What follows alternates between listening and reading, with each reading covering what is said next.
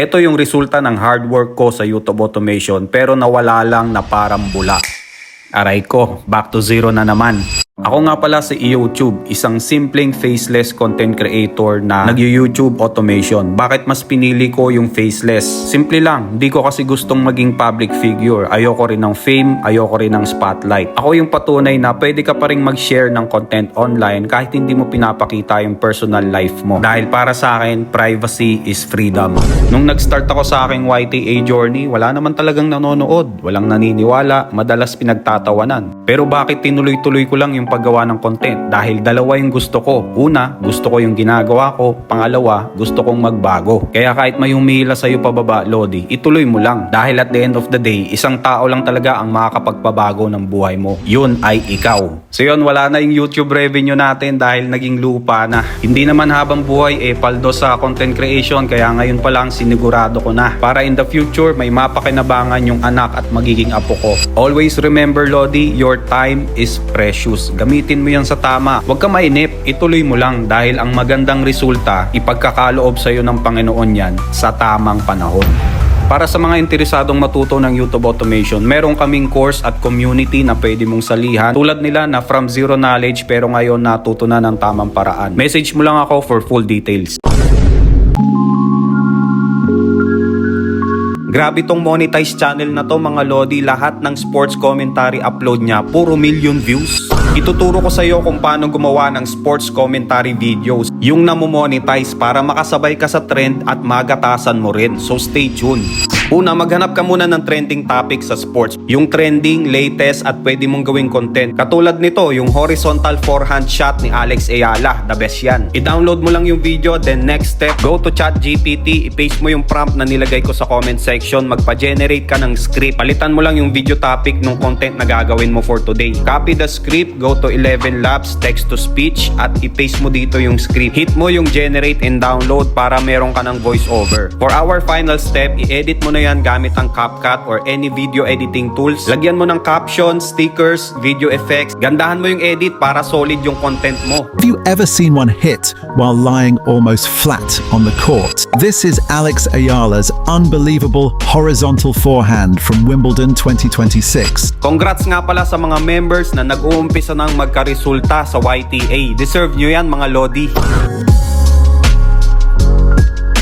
Nakagawa ako ng 10 AI video sa isang baksakan lang gamit ang tools na to. Yan ay ang Grok Automation at sa videong ito tuturuan kita kung paano gamitin to step by step para mapadali ang paggawa mo ng quality content. So stay tuned mga Lodi.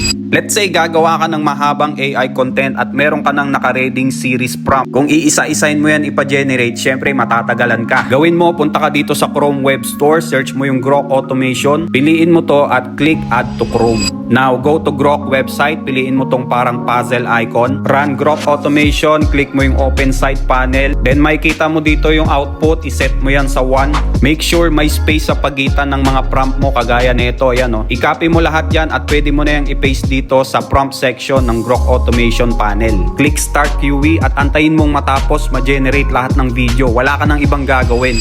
So yan, after a few minutes, na-generate na lahat ng AI video na kailangan ko sa gagawin kong content. Ganun lang kasimple mga idol, kayang-kaya mo to gawin. Ilan lang yan sa mga matututunan mo inside our community. Marami ditong mga AI prompts na pwede mong gamitin sa paggawa ng quality content. Shoutout nga pala sa mga nagka-resulta na. Deserve nyo yan mga Lodi.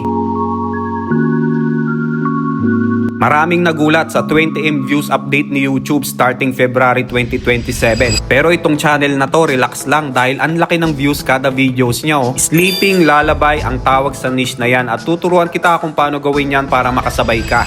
Nais mo bang matutong kumita online gamit ang iyong cellphone, tablet, or PC sa pamamagitan ng paggawa ng content sa YouTube at Facebook? Comment YTA at isi-share ko sa iyo ang details. Meron akong nilagay na master prompt sa comment section. I-copy mo yung music prompt, then go to Gemini AI. Ito yung website niyan. Hit the plus sign, create music, at i-paste mo dito yung music prompt. Click enter, antayin mong matapos, at ito na yung resulta. Meron ka ng lullaby music, click mo yung download. Audio MP3 only. Next, go to Google Flow website, click New Project, Video, 16:9 ratio at OmniFlash. Balik ka sa master prompt, i-copy mo naman yung lalabay video prompt, paste mo sa Google Flow, pwede mong palitan yung model ng kahit anong gusto mo, hit enter at eto na yung resulta niya. Gawa ka pa ng iba pang model para mas mahaba yung video mo. Download the video and for the final step, pwede mo na yung i-edit gamit ang CapCut, pagsamahin mo yung video tsaka audio. Ganun lang kasimple, kayang-kaya mo to gawin, Lodi. Congrats nga pala sa mga na-monetize at kumikita na sa YTA sa aming community. Deserve nyo yan dahil ang sisipag nyo, mga Lodi.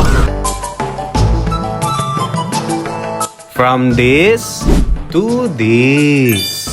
Ito na nga ang bagong requirements para ma-monetize sa YouTube starting February 2027. Ipapaliwanag ko sa inyo kung bakit good news ito para sa ating mga content creators. So stay tuned, mga Lodi.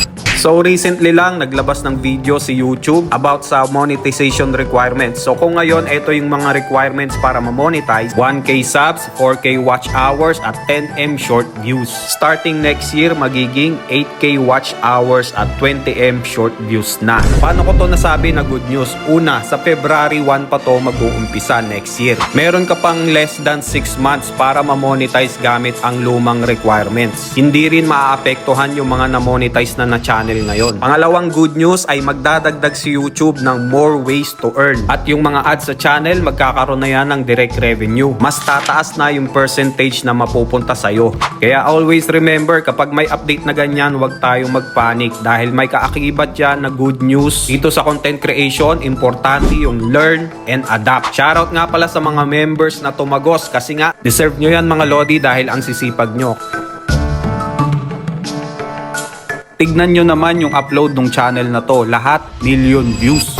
Ang tawag sa content na yan ay Daily Prayers Niche at sa videong ito ituturo ko sa inyo step by step kung paano gumawa ng ganyang content para masabayan at magatasan mo. So stay tuned. First step, kopyahin mo yung prompt 1 sa comment section then i-paste mo sa ChatGPT. Bibigyan ka niya ng 10 prayer ideas. Then balik ka sa prompt, i-copy mo yung prompt number 2. Lagay mo dito sa video topic yung prayer ideas na gusto mo. I-copy mo yung script then next step, go to 11 Labs text to speech. Doon mo i-paste yung script at ipa-generate mo yung AI voiceover. Dapat yung babagay sa prayers mo.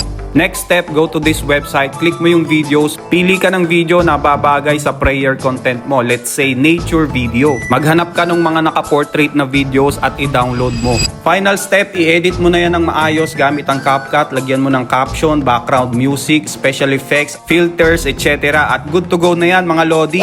Heavenly Father, please give me the strength to keep going when life feels heavy. Congrats nga pala sa mga bagong members na tumago sa YTA dahil yan sa sipag at consistency nyo. Kaya deserve nyo yan, mga Lodi.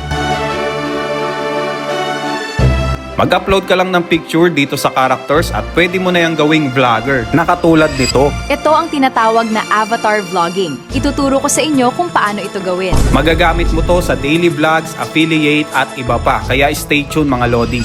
Ang tools na gagamitin natin ay Google Flow. Ito yung website niya. Pwede to sa cellphone at PC.